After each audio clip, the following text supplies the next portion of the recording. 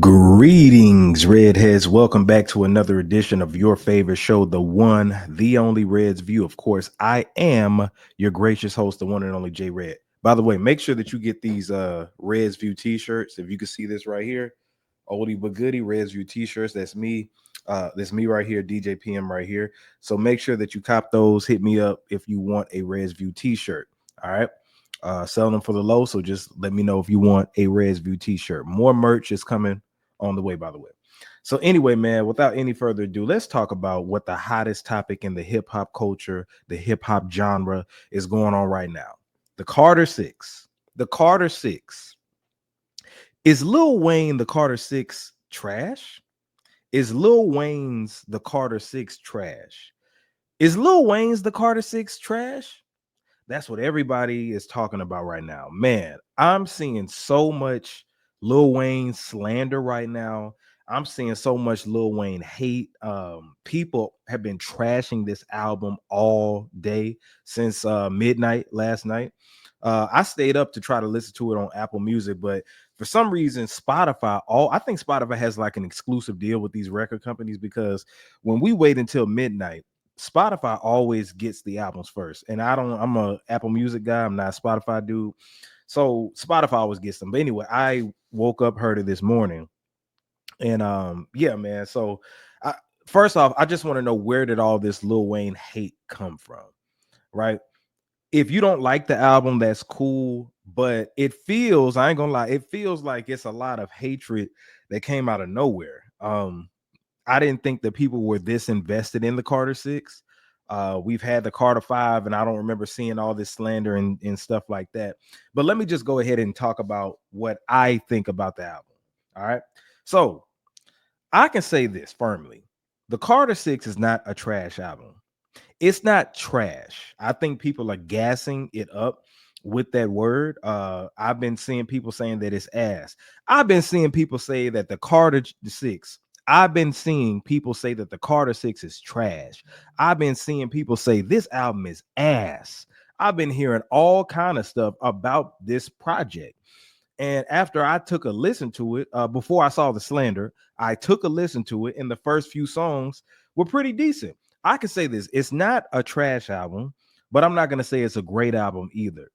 It's an okay album. It's decent. I'll say that. For Lil Wayne, it's decent. I think the Carter Six by Lil Wayne is a decent sounding project.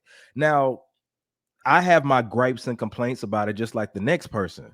But for you to say that this album is trash, I think that you're gassing, you're throwing some gas on that. Because I've heard trash projects before, including his last mixtape, the what was it, the quick fix before? No, the fix before the Carter Six. That mixtape was awful, god awful. But this project right here isn't touching that. This felt like a solid offering from Lil Wayne. It feels like him and his team really sat together and put together a cool project for him. I'm not gonna say it's the best. I'm not gonna say it's even one of the best of the Carters, but I think for 2025 Lil Wayne, I went into it not expecting much, but it ended up being way better than what I expected. I could say that. Like I said, I don't think it's trash. Like, to say that this album is trash means that A, you already didn't like Lil Wayne. B, you are feeding into this controversy surrounding the Super Bowl, or C, just not a music listener like that. Or you probably just didn't listen. You saw somebody say that it was trash and then you ran with it. But let me talk about my review from the album. Now, I listened to all 19 tracks. I'm not going to play them on here because I don't want to get a copyright strike. However, I'm not going to go track by track. I'll tell you this: the first half of the project was pretty decent to me. All right. Um, Welcome to the Carter. That was cool. You had the King Carter intro. Welcome to the Carter. That was okay. Bells. I happen to like Bells. That was an ode to LL Cool J's "Rock the Bells." I love that sample on there. I think what was dope was the hip hop track featuring Jay Jones and Big X the Plug. Big X the Plug did his thing on there. All right, that's one of the standout tracks from this project. So if you listen to the track Hip Hop featuring Jay Jones and Big X the Plug and you didn't like it, I'm questioning. I might take your hip hop card because that was a pretty decent track. Sharks. Sharks with Jelly Roll and Big Sean. That was a dope song. Big Sean killed it. Lil Wayne gave a little bit of substance on it. Thought that was pretty good. Jelly Roll did his thing on it. Band from NO, it was an okay track, but I like the Ode to New Orleans.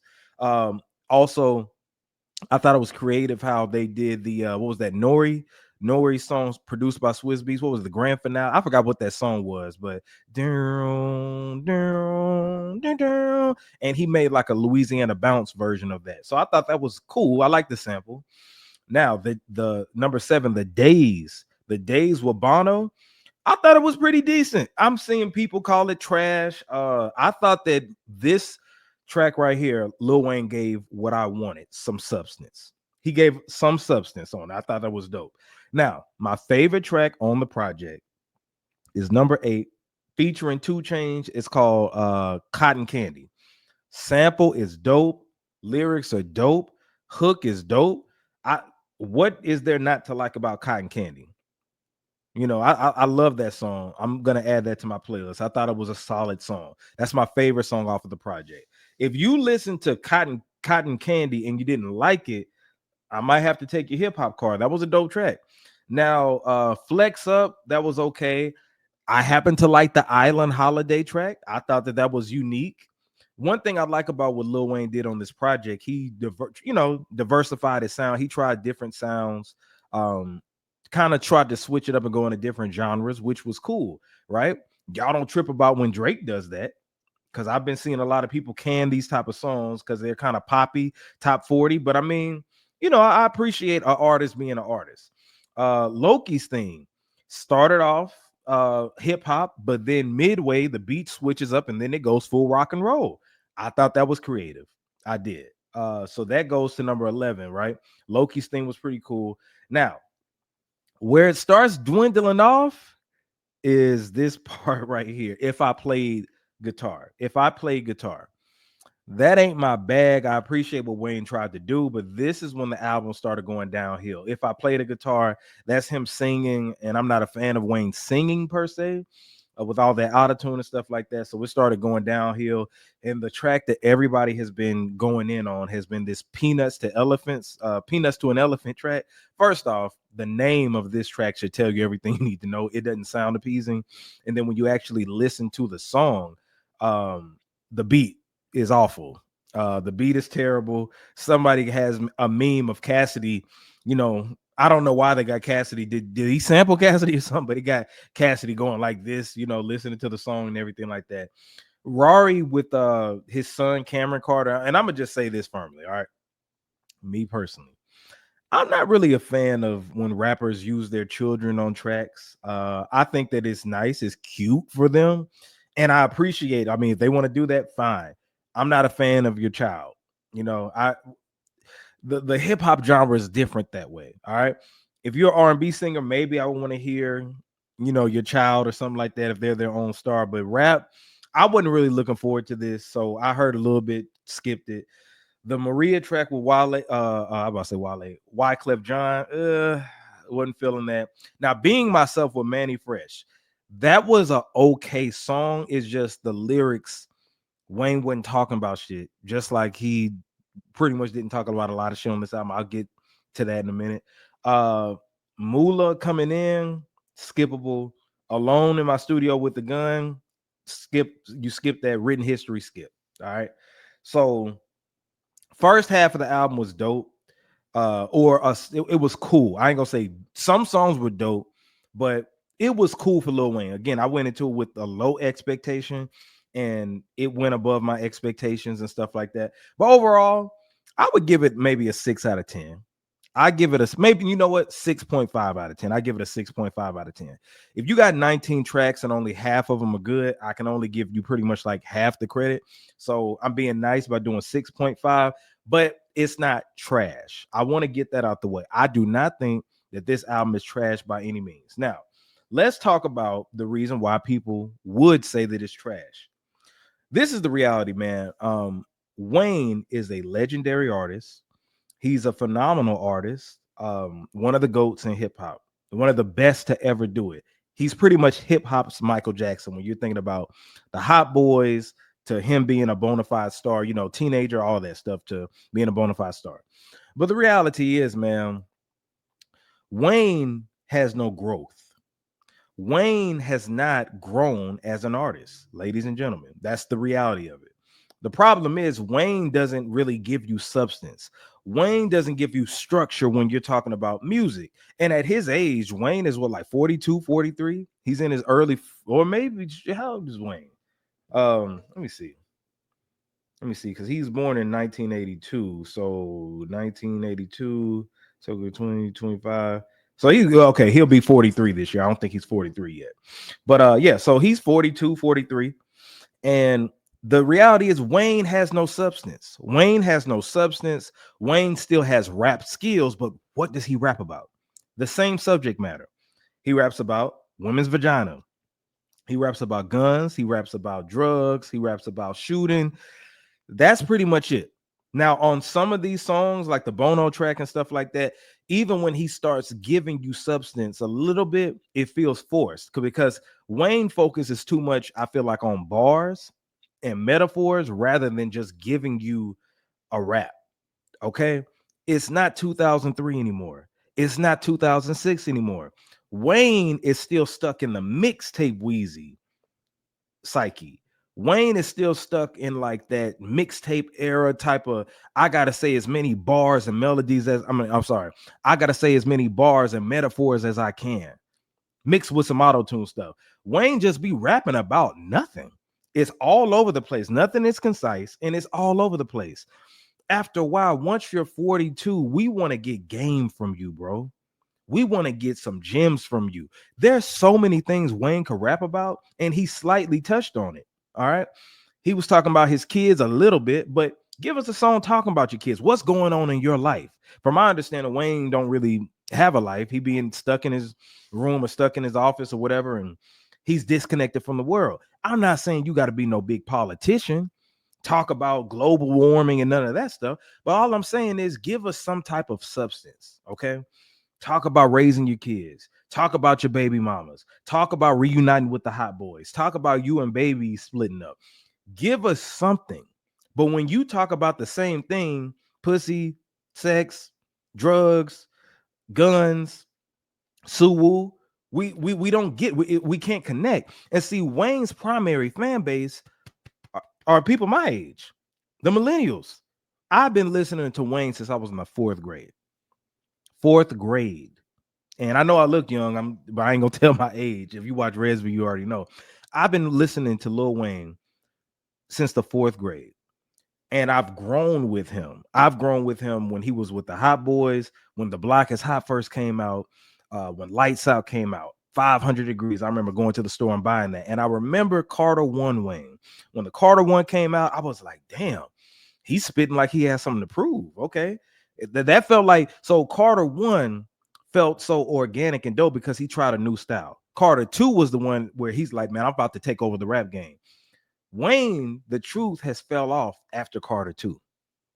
To be truthful, if we're keeping it 1,000, Wayne has fell off since the Carter 2. Carter 3 was dope just because he had so much buzz. But when we're talking about album quality, that's the first album where he wasn't really talking about shit. He really wasn't. Now, his style was so creative and dynamic to where that overshadowed everything. But if you go back and listen to it, I wasn't never really a fan of the Carter 3 like that, to be honest. All right. And this is a Lil Wayne fan since like what, at least 98, 99, you know? And I stopped buying the Carter after that. Carter 1, solid. Carter 2, solid. But when it got to the Carter 3, and I'm being honest, I know it's the highest selling one. It's just that at that particular point, he had so much buzz from all the features and mixtapes and everything he was putting out, rightfully so. It sold 1 million the first week. It was incredible. All right. That buzz behind it. But quality wise, it like when I'm talking about his rapping on what he was talking about, he really wasn't talking about shit on there. Carter 4, he wasn't talking about nothing. He tried some songs like How to Love and things like that, but Wayne just lacked substance. Even if you're not talking about nothing, I was listening to Birdman Jr., BM Jr. on Carter 1. The stuff that he like, him just going in, it felt like it was something to prove. Right now, when he raps, it feels like hey, what can I say that's just creative and it's no direction? I'm just gonna rap over this beat and it's cool. You know what I'm saying? But that's what Wayne is missing. Your fan base grows up and they're supposed to grow with you. You're supposed to grow with your fan base. But what it feels like is that we grew up, but Wayne didn't. Wayne still raps like he's like 25, the subject matter. See, and I said this on my last episode. Wayne is a legacy artist now. So with legacy artists, you have a different fan base that you're trying to reach. All the teenagers and young adults that were listening to the Carter series earlier in like the early to mid 2000s, and all the everybody who was a part of the drought, no ceilings, dedication, all those mixtapes. We are all 30 plus, 40 plus now. We got families, we got kids, we got real jobs out here. We have life experiences. So we want to hear our goat rap about some shit to relate to us.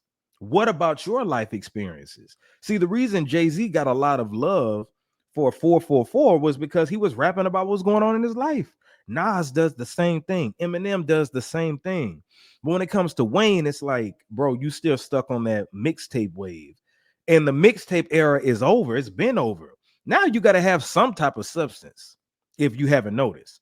Now, do rappers these days not everybody don't have it, but at least they're making hit records. Like the way Wayne raps, he's primarily lyrics. So if you're going to do lyrics, it got to be catchy at least. But Wayne don't make captivating lyrics to make you want to say it again. He just says a whole bunch of stuff and you don't even remember what he said.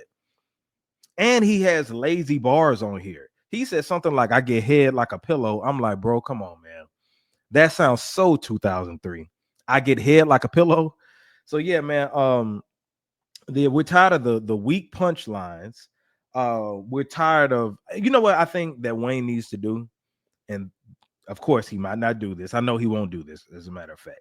If Wayne wrote down his lyrics, follow me now. If Wayne wrote down his lyrics, we would probably get better music from him. I know it ain't gonna happen. I know it ain't gonna happen. But that's the only way we're gonna get some type of substance from him, because that will make him sit, think, instead of going into the studio, feeling the rhythm of the song and feeling the rhythm of the beat. The beat speaks to you, but it speaks to him, and he just says whatever just comes out of his brain. It's like he's a malfunctioning computer, just saying anything, you know. So that's what people are tripping about. I understand that aspect of it, but I think artistically, I'm not mad at him for trying different genres. I like the switch ups on some of the songs. I thought that was pretty cool. But Wayne has not grown as an artist. Now, the Wayne fans, you can be upset all day, but it's the truth. It's the truth. You know, you're supposed to grow. And then the style that he has, just the whole punchline thing. I love lyrics. I love bars. I love metaphors. I love all of that. But it's time to incorporate that in your music in a different way. Like you can still have those bars, but make the bars mean something. And the bars feel forced. They feel forced now. It's like, what can I say that's so creative that gonna get people, you know, to say, oh, did he say that? Oh, did he say that? Wayne, that's the 20-year-old Wayne. We don't want that no more. We want 42-year-old Wayne that has kids, that has a family. That's what we want. You know what I'm saying? Now, if you are 30 plus, 40 plus, and you still want Wayne to be rapping about the same shit that he did when he was 25, shame on you. And you ain't got no growth in your life. I want you to pay attention to the people who say this is a 10 out of 10. This is a great album, all that. Y'all don't have any growth. You know, now you could be a diehard fan. I'm not knocking you, but you can't sit here and tell me that this is a 10 out of 10. But yeah, we don't have anything to learn from Wayne. We want to get some wisdom. We want to get something. Like I said, you don't have to be a grandpa to us or nothing like that, but you're supposed to grow with your fan base. The music that you make is supposed to reflect that. Now, we love the style. We can still love the style, but give us something. But yeah, to me, Wayne has fell off since the Carter 2.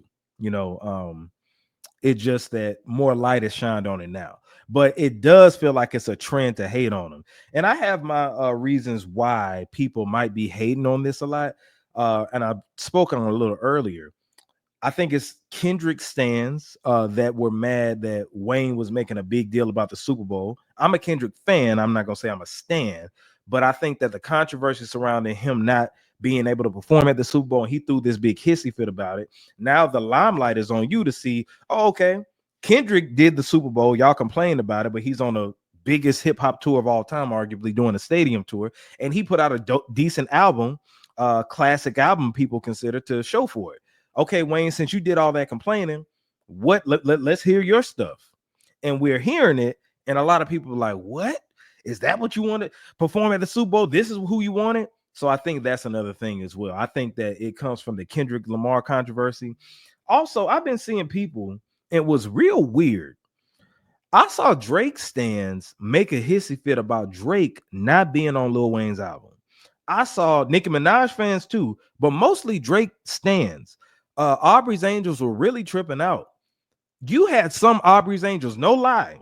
They said that they weren't going to check this album out because Drake wasn't on there. If you think I'm lying, I could show you this. This is one of those owl pages right here. Because Drake has a lot of OVO type of, I don't know if they're paid pages or what, but this says no Drake equals no listen. Streaming this tonight like I have been since it dropped. So basically, damn Lil Wayne's album, since Drake is not on there, I'm not listening to it. So like you really have people doing this, you know what I'm saying? Like for real, for real. And you had people right here, no Drake and Lil Wayne, no Nicki Minaj and Lil Wayne. I want to know, Drizzy stands, Aubrey's Angels, Barbs. Who told y'all asses that Nicki and Drake were supposed to be on Carter 6? Like, you know what I think happened? I think that they tried, you remember they tried to pit Lil Wayne against Kendrick because Drake lost the battle so bad. So now any little thing, they want, I think Drake stands really want a Young Money comeback. They want a Drake comeback, but in the sense of people who are loyal to Drake. And I think that right now, since Drake is in such critical condition right now, they need any type of win that they can. So a Lil Wayne and Drake feature could bring them back to the old days. You know what I'm saying?